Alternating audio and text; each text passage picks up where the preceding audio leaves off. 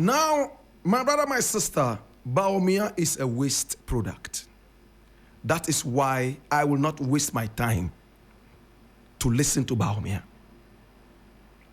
I am sorry for those who wasted their time to go and listen to a waste product. I am very angry this morning.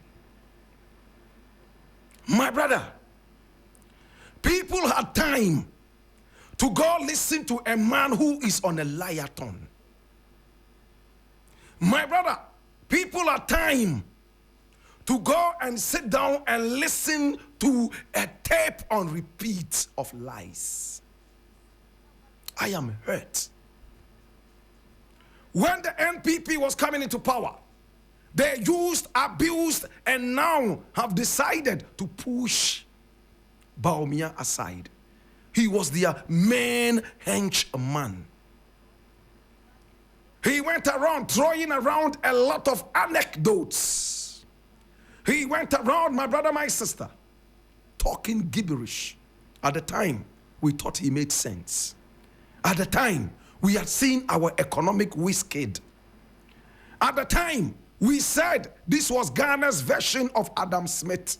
Little did we know that he was a village blacksmith. I am hurt and troubled in my spirit. When the NPP was busily tossing Bawumia around, moving from one place to the other, talking the so-called economics, he was the main man, my brother, my sister, that the NPP relied on. They were happy with all his vitriol that he threw around. Remember, he was the architect of Mahama the incompetent, and it's stuck on Mahama. Up till now, it's like a tattoo on Mahama.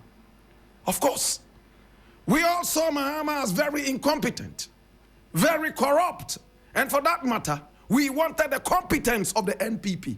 We wanted the competence of Nana Akufo-Addo.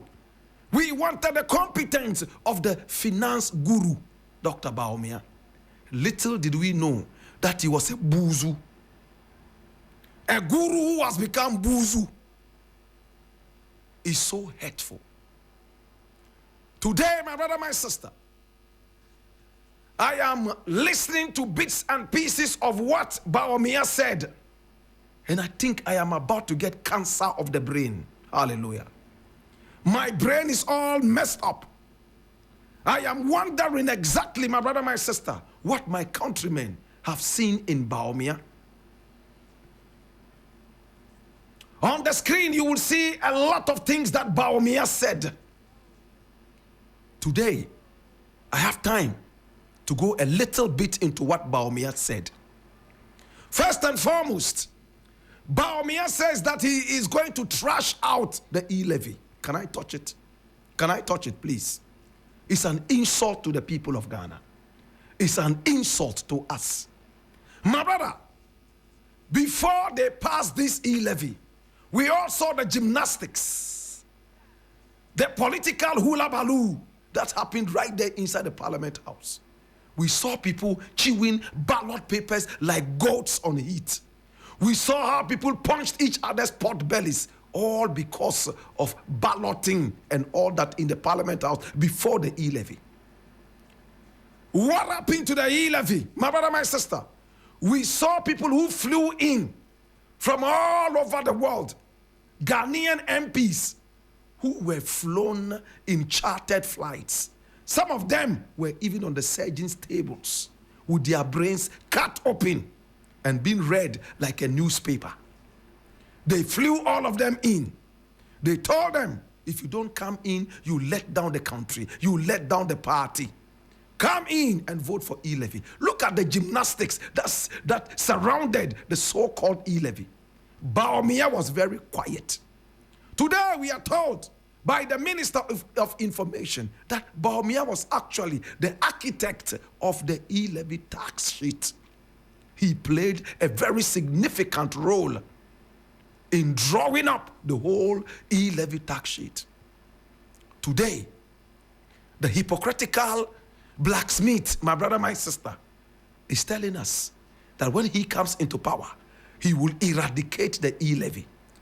Now, the other thing that I saw that actually shocked me, he said he's going to take out taxes on gambling, betting. Is this one to a Muslim? Is this one to a Muslim? No wonder recently many people were tossing it around that this is a fake Muslim. My brother, there is no Muslim who believes in lotto. There is no Muslim who believes in betting. Well, let us even say that well. It's not only Muslims who live in this country. So, some people should have the right to do whatever they want to do as long as it is legal. What is the purpose of betting in this country? There are more betting centers in Ghana than we have mosquitoes. We have more betting centers in Ghana than we have food, hospitals, and schools. My brother, we are turning the whole nation into a gambling nation. Now, when you talk about gambling, my brother, my sister, you are talking about uncertainty. You don't know whether you would win or not. It's a game of chance. When you raise the generation on the vicissitudes and ties of uncertainty, my brother, my sister, you will end up mashing up the whole generation and turning the whole country into nothingness. I am so ashamed of Bawumia. My brother, my sister, he says he is only a driver's mate. And therefore, he was only offering advisory counseling to the president. It is an insult on the integrity of the president, that is, if he has any at all. Now, Mr. President, if I were you, I would resign immediately, throw ash and dust on myself, and wear a sackcloth like David did in the Bible, lock up myself and refuse to eat on a hunger strike, and cry and cry and cry and cry. All your people have deserted you. You have no business being in power. You are a lousy president, dirty-minded party with a dirty president. If I were Mr. President, your own vice president, the second gentleman of the land, that you picked from nowhere, you picked from a blacksmith to Adam Smith, my brother, my sister, and back to blacksmith, is telling you that he was only going by your orders. He offered advice which you refused to listen to. And he has abandoned you in the middle of the voyage.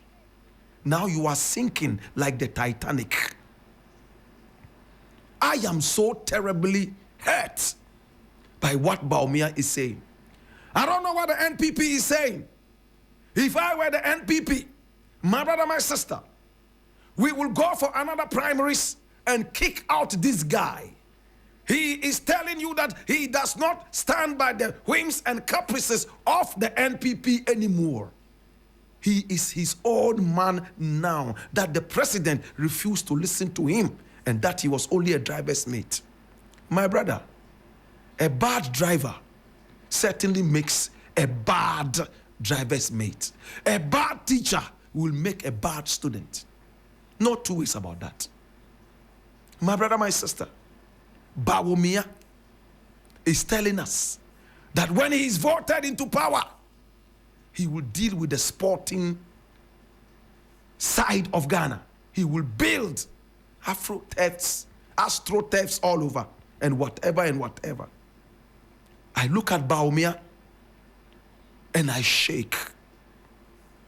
Now Nana Akufo-Addo is sitting down somewhere. I don't know what his people are telling him, but I can guess that they are saying that this guy is a traitor.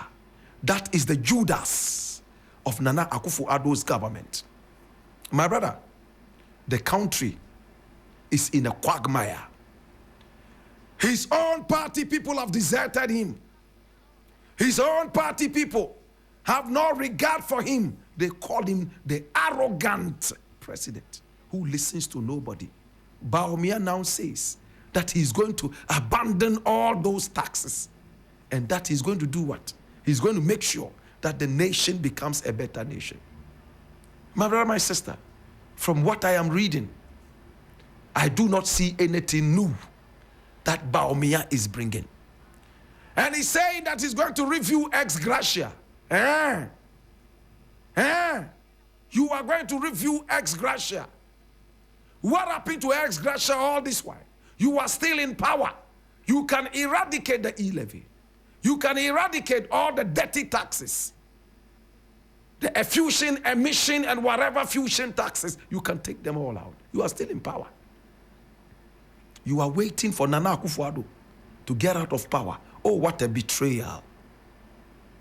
I can feel what Nana Akufo-Addo is feeling. But ex-President Kufuor is also speaking, and I need us to listen to him quietly. He says, Bawumia is a man on a mission, determined by destiny.